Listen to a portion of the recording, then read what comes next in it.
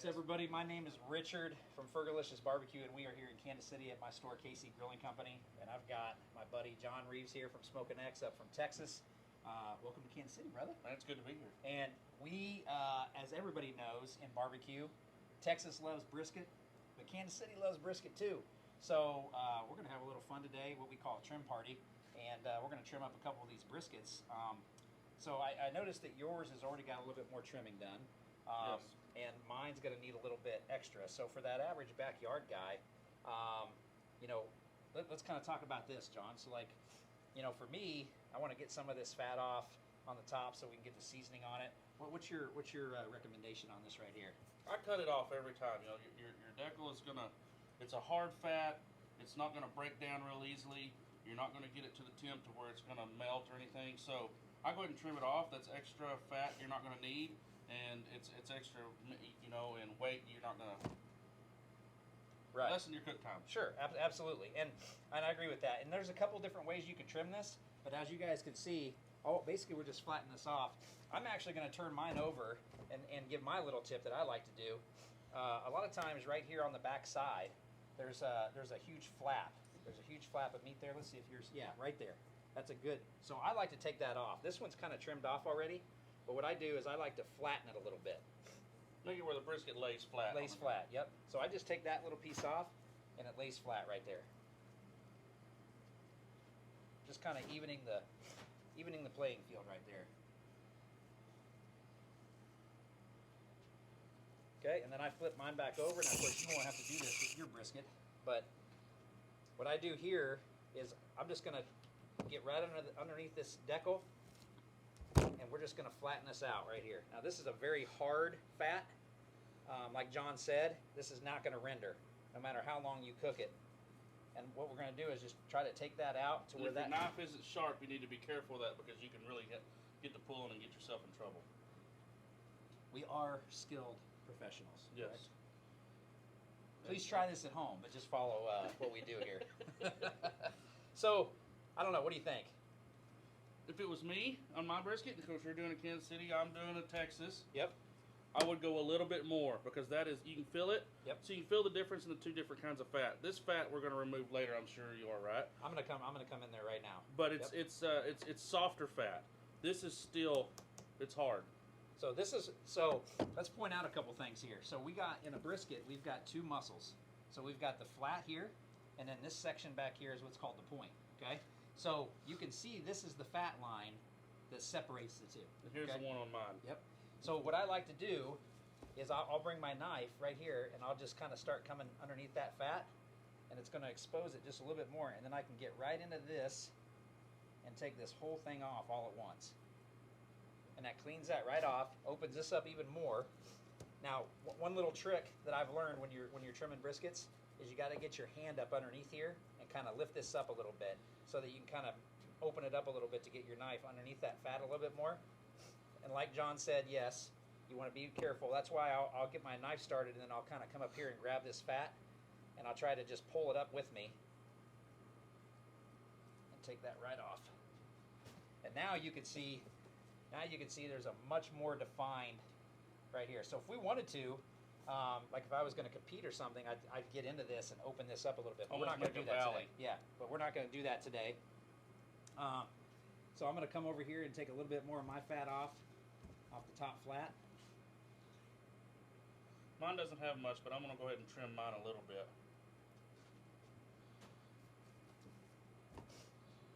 And you can see again here, I'm taking my hand and I'm pushing the meat up so that I can, because you don't want to dig into the meat. You want to keep your knife kind of flat. You know, a lot of people sometimes will turn their blade. You'll start digging in. And you'll start digging in. We want to keep it even. But you can see his is still, mine is not that bad.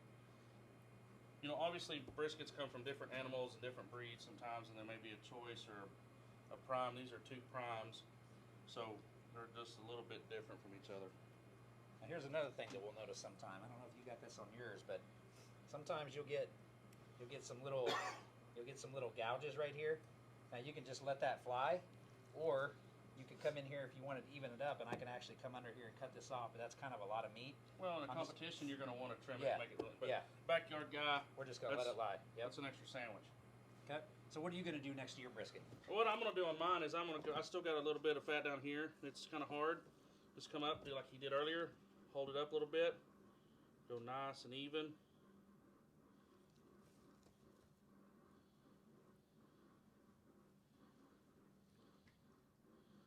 Just take some of that off. I want to expose the seasoning we're going to put on in a minute to the meat.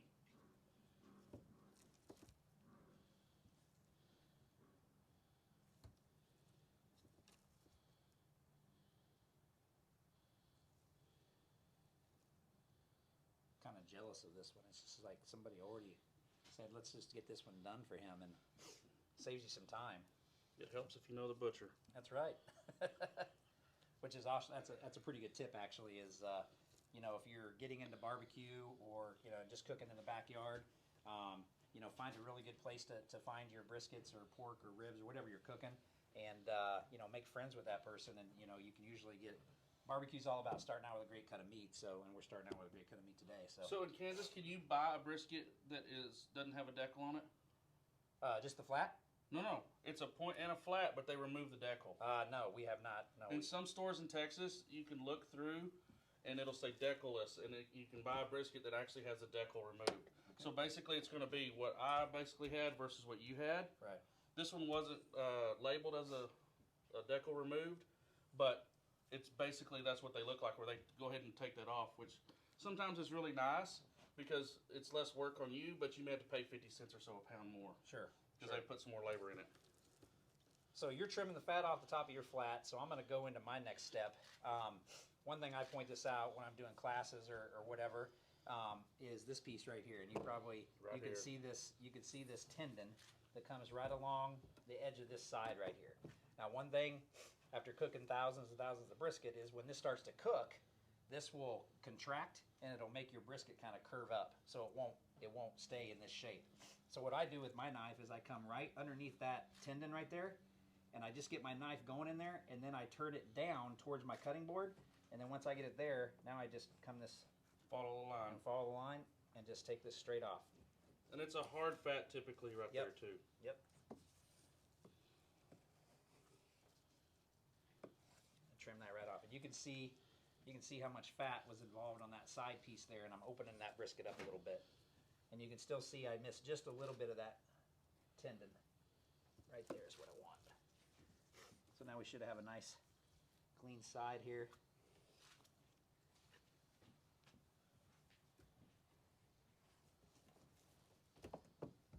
All right.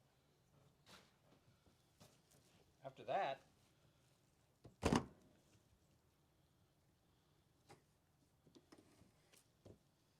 we'll wait for him to catch up. Texas sometimes is a little slower, right? I'm letting you lead the way, brother. Just teasing.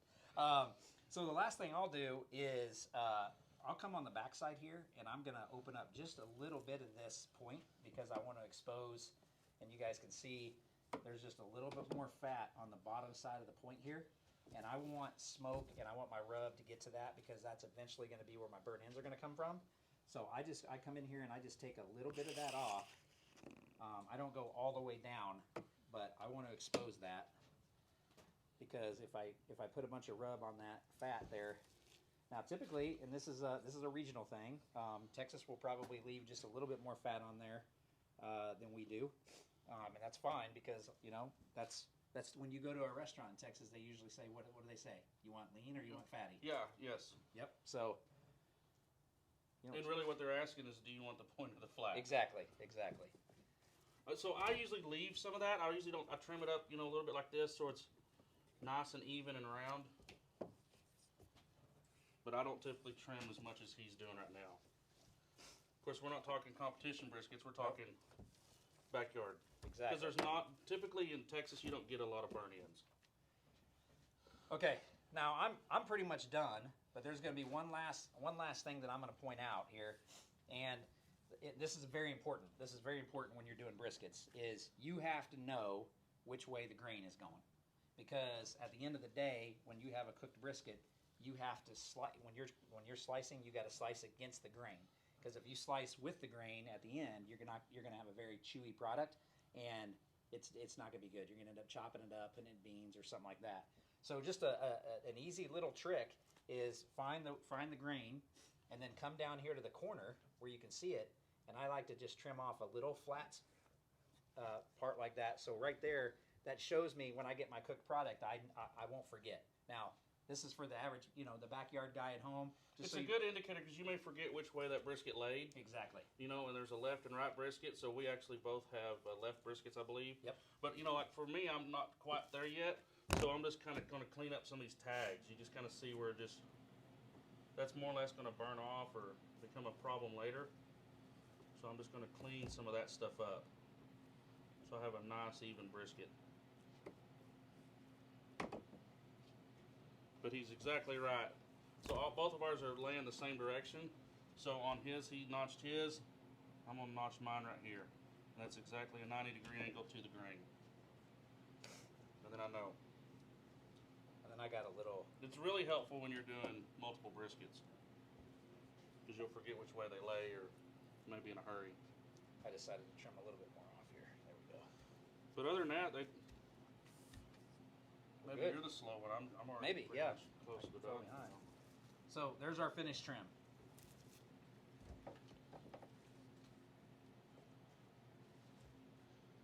These are nice briskets. You can kind of see the Got marbling. Yep. Right on.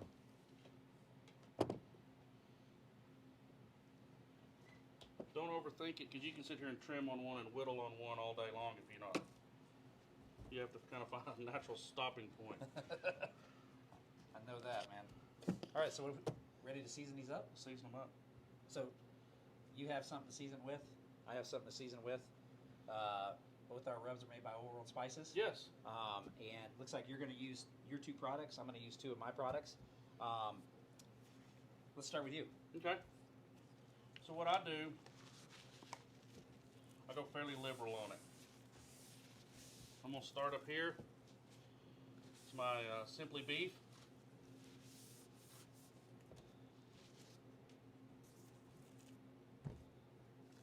And I'm just going to start putting a little bit on here. I go fairly liberal with it. Nice and even. So there is a method to the madness of how I'm doing this. I do it to where I do the top side first.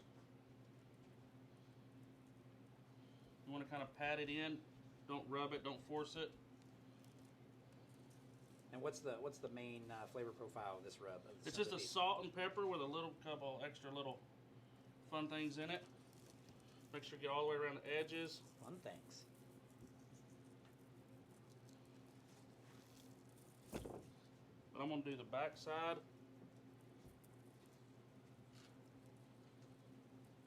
Okay, so this is something a little different here that is definitely different between you and I.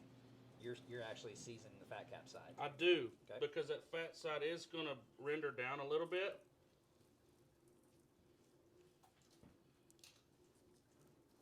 Make sure you get all your edges.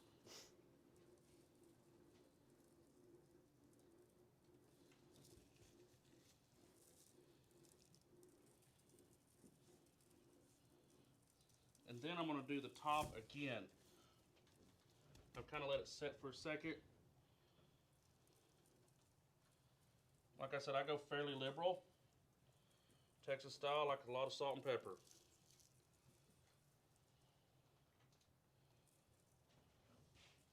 And I'm going to change up my direction of which way I sprinkle it. Just to kind of make sure you get it nice and even. If you don't, you can get lines of where your seasoning is. And then, you hear about layering seasonings. I'm going to let that sit for 4 or 5 minutes. Just like that. Okay. Room temperature. So you got your first layer. I've got my first layer on. So we'll go with my first layer. So I'm good at making a mess. That's kind of a Texas thing too. So one thing I like to do, and this helps with my flavor profile. This helps with working as a rub applicator. I like to use, and I never say this word right. I call it Worcestershire. Worcestershire sauce. I use this in competition. Say that 3 times fast. Exactly. You don't want me. Well, that'd be good. That'd be good comedy, I guess. But I don't. I use this at home, and I use this in competition. This has been very successfully both at the backyard and in competition, and it just helps add another layer of flavor to it and helps my rub stay where I want it to. And it doesn't take much. I just rub a little bit of that in there. And then I'm going to take my my Fergolicious original, or what I call the OG. So this is going to be the color portion of my rub. And this is going to add a little bit. This is going to help with the bark, basically. And so what I do is I like to go a little high, and I go pretty liberal with this as well. I go really heavy with this one. And the one thing that I'm definitely going to be doing differently from what you did is I don't season the bottom. Okay. Do you cook fat side down? Fat side down. Okay. Always towards the heat source. Okay. So I'm going to hit this here, and I'm going to hit the sides.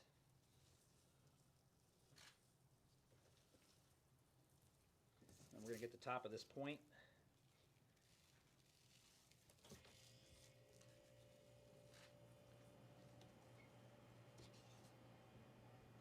Okay. So that's the OG. All right, so we both got our first layers on. Yes. Okay. So what I do, like I said, I let it sit for a few minutes. You can already tell it's already starting to change color. And what it's doing is it's starting to sweat.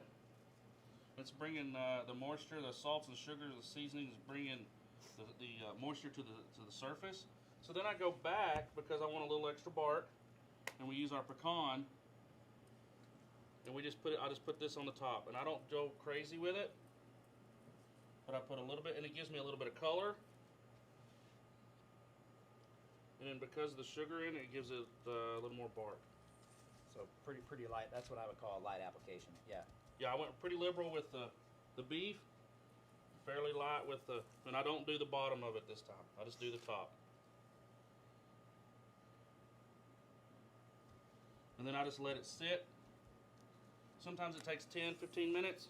Sometimes it takes 5 minutes, but I let it until you start seeing it really pull that moisture to the top. And that's a very good point, is the term sweat. And, the question a lot of people will ask is, like, when do you do this process? And with a big cut of meat like a brisket, it is okay to do this the night before if you want to. If you want to. Because this can handle it. But most of the time, we try to do this just like about an hour and a half before we do this. We go fire up our cooker. We let this set at room temperature. We let it sweat, and that sweat is the salt in the rubs is pulling the moisture out, and you'll start to see this wet look. It'll be kind of shiny, which this one is already kind of starting to do. So I'm going to follow up with you on my second layer. I'm going to use my Fergolicious SPG, which is salt, pepper, garlic, and butter. That's my other fun thing that's in there. Just a fun thing. That's my little fun thing. And I'm actually gonna follow up with a pretty good dose of this as well. And it's pretty fine, a fine course. And this is going to give this a serious pop here. And I use this rub actually on my competition briskets as well.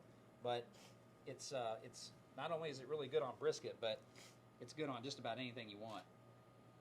Now, after yours sweats for a little bit, do you go back and kind of fill in the gaps a little bit?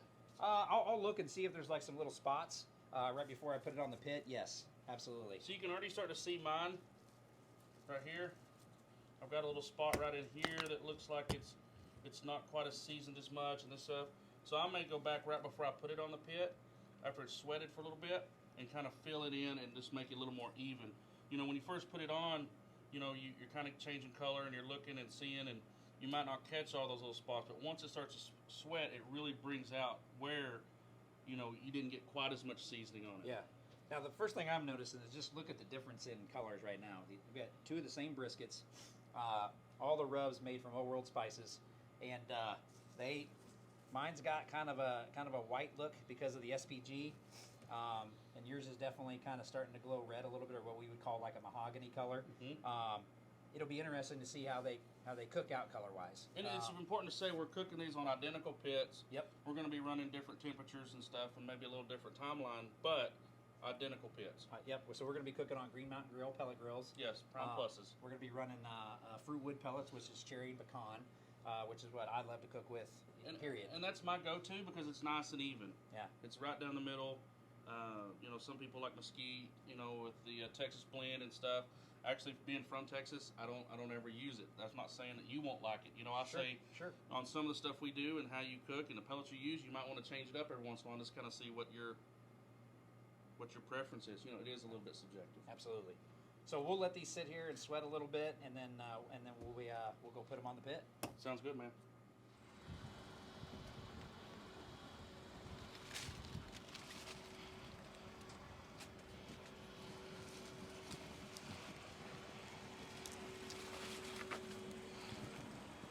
All right, so we're ready to put these briskets on, right? Ready to rock, buddy. We got our Green Mountain Grill Daniel Boone Prime Pluses.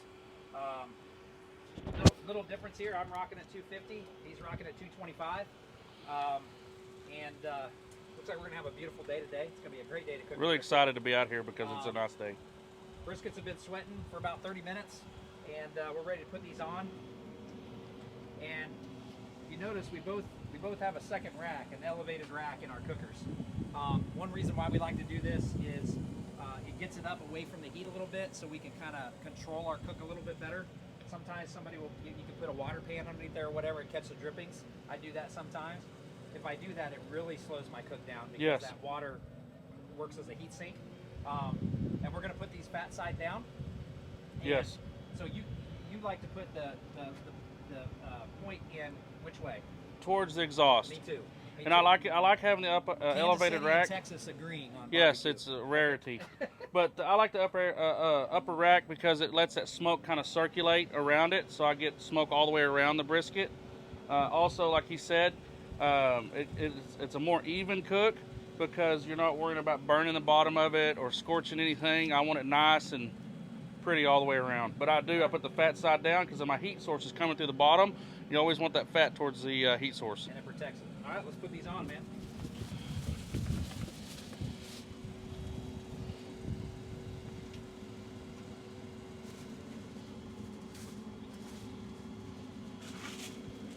She's ready to go. We're ready. All right, John, we're about 2 hours into this brisket cook, so we've had the lid shut the whole time. We just letting all that smoke and all that color take place. And so we're going to finally open these up and see what they look like and give them a little spritz. So we've got our Kansas City style brisket here. You can kind of start to see that fat rendering. You can see it melting, but you can kind of see how it's getting kind of dry on the top. And so we've just got some apple juice mixed with a little bit of water in here. And we're gonna kind of get some moisture on the top of that.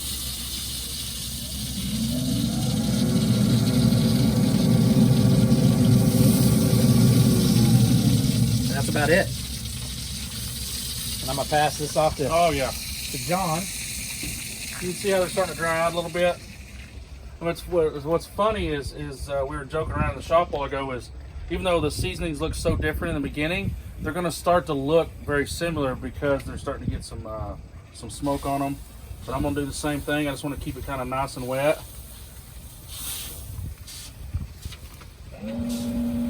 These sprayers are really nice to use. Some people use the pump sprayers. I don't like using those. I like using a sprayer like this because every time you pump it, you're going to push that seasoning if you're not careful and you're going to get a bare spot.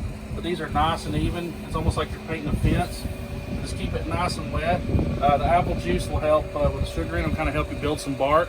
We don't want the brisket splitting or drying out, so we're just going to kind of keep them nice and wet. So we'll probably check them in another 30 minutes or so. Yep. See what they look like. And then we'll continue this process probably every 30 minutes, 40 minutes until we wrap. Keep them nice and wet and let them build some bark. Boom. All right, so our brisket has been on the Green Mountain Grill Daniel Boone for 5 hours now. And usually at 5 hours, the brisket's got all the color that I want. So we're gonna open this door up, we're gonna check it out. It's been cooking at 250 degrees the whole time. So let's check this. Oh yeah, get out of the shadow here. We got a nice crust. Right here, you can see all that moisture, that fat rendering. It's got the perfect color we want. We're at about 170 degrees, but we've got all the color and the smoke that we want. So we're gonna take it off and we're gonna take it indoors and wrap it. All right, so our brisket has been on the Green Mountain Grill for 5 hours now at 250 degrees. We've got the color that we want.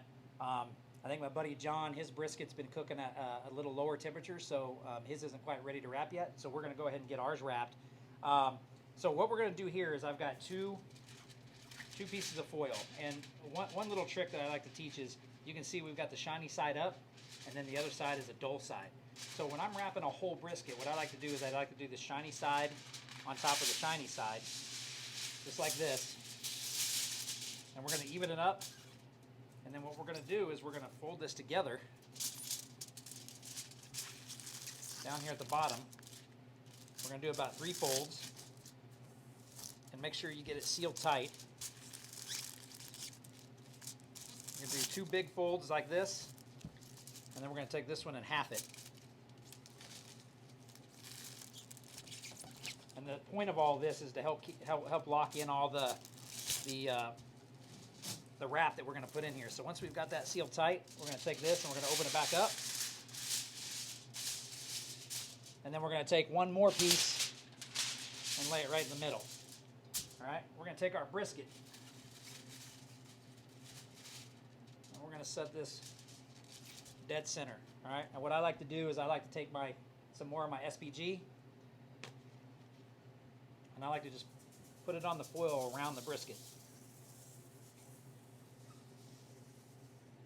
Just like that. Okay? I'm going to take a little bit. So what we're wrapping this with is Campbell's beef consomme and a little bit of Cosmos brisket mop.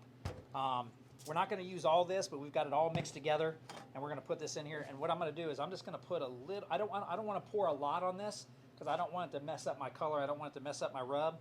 So I'm really gentle with what I do here, and I'm just getting a little bit of liquid there. Just a little bit of moisture on the top, but I don't want to mess up that color.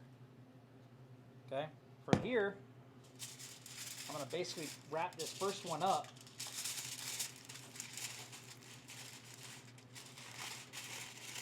And get this nice and tight. I'm going to leave one end open. Okay? I'm going to take this section, and I'm going to bring these together.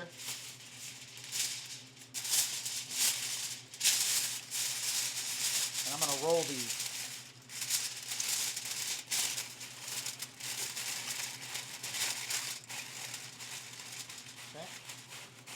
Flatten this out. I'm going to seal up one end really tight.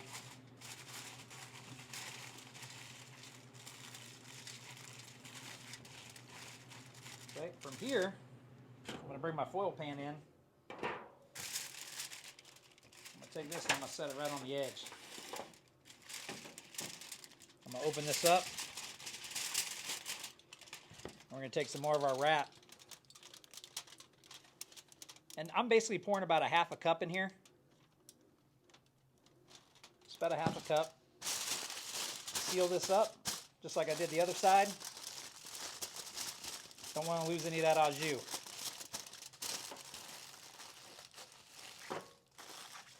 And we're going to wrap that up. From there, we're going to set this inside a foil pan. Put this back on our pit. And then we're going to raise the temperature up on our smoker to about 300 degrees. And then we're going to take this until the flat reaches an internal temp of about 202 degrees. And then we're going to let it rest for at least an hour, and then we'll be ready to slice. So we're going to put this back on the smoker now.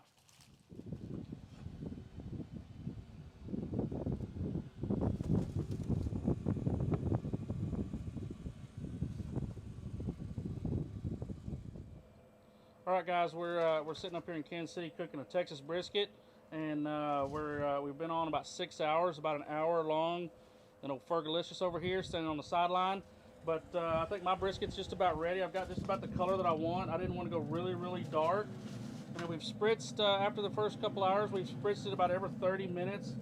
It's ready to rock. I'm going to go ahead and just go inside and wrap it. I'm going to spritz it one last time.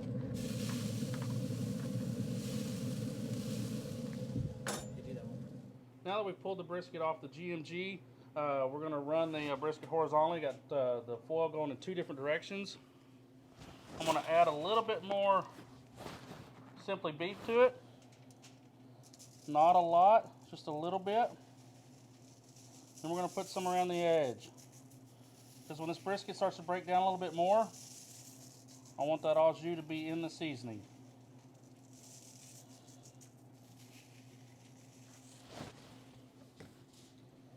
We're just going to roll this up.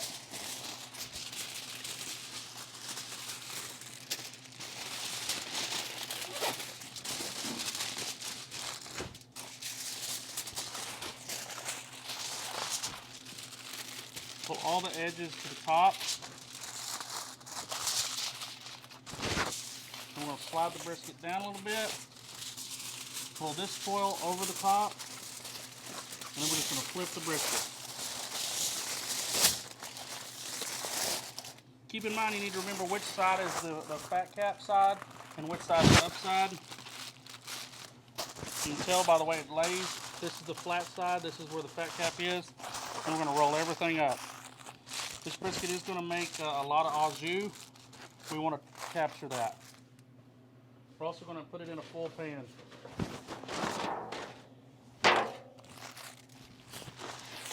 Now be mindful the entire time when you put it back on the pit, you're going to keep that point towards the exhaust side on the GMG. We're going to run the pit up about 300 and we're going to let it run for about a couple more hours and we're going to start checking it. The brisket back on the GMG. I am going to leave the brisket in the pan wrapped on the upper rack, point facing the exhaust. All right, John, so it was Texas, it was Kansas City. We came together today with our Green Mountain Grills. Your smell's phenomenal. Your smell's really good too, though. Like the Smokin X rubs, the Fergolicious rubs. Mine got done a little sooner just because I was cooking a little hotter. Yes. But yours was what, a 6 hour? It was roughly about 6 hours. Mine was about an 8.5, yeah. And I think they were both right around a 15-pound. About 15-pound brisket. We took them to an internal temp of about 203, 204 in the flat, and so they've had some time to rest now, and which is very important. I mean, a lot of people kind of miss that step sometimes, but our briskets have rested at least an hour. And you rest yours a little different than I do mine. Right. You left yours in the, of course you finished a little earlier, but you put yours in the camera for a little bit. Yep. I just lay mine out on the counter and let it sit for an hour exactly. or so. Sometimes I let it rest for as much as 2 hours. You know, my rule of thumb is when you take your bare hand and lay it on the foil, and you hold it there for a second or two, without it, you're good to go. Yeah, that's a good tip. So I think what we're going to do, we can get these out, we can kind of look at the color, and we can get some slices and kind of see what we ended up with. Let's do it. All right, let's open it up.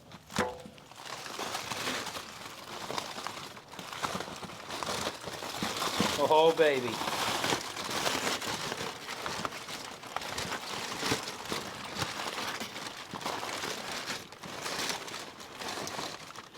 You just want to do this. Just.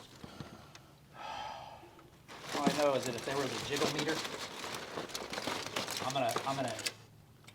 I'm gonna peg it. The needle's gonna peg. Okay, so when we first started cooking these and we were trimming them, we talked about the grain of the brisket. And, yes. And in mine, we both made that little notch, and we can still see that notch right here. So we know that our grain is going like, and you can actually still see it even though it's cooked. You can see Mine's the grain. a little tougher to see, but I think that's the seasoning that I use. The seasoning, correct, yeah. And so we got our notch here, you got yours there, so we know we're going to slice this way. We got lots of au jus here. Yes. That we can. And you added to yours, and I did not. Yes, so that's a good point to make. So I actually have some au jus that I added to my wrap, and. This is all just rendering off the brisket. Fat, yes. So should we see what these things look like inside? I'm excited. Oh, man.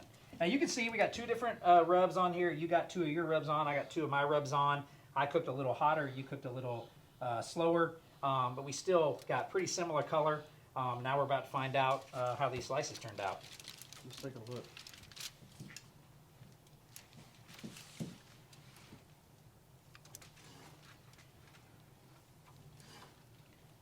I can tell you tenderness isn't going to be a problem.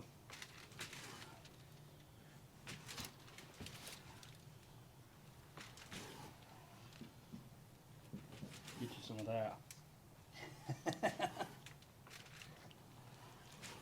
We're not having to hack it. Nope. I mean, just slicing right through. Blade's going right through. I just want to get to the kind of the money part of this brisket here. All right, here we go. Now we're... Juice is coming out of both. We didn't cook them to the point where they're tearing like crazy on the ends. So we can look at this. I'm not going to do the squeeze. I'm not the squeeze guy. But we got the smoke ring. Now we can squeeze a little. Oh, you got to squeeze? Okay. Just a touch. Let's get a slice here and kind of see what kind of tenderness we got there.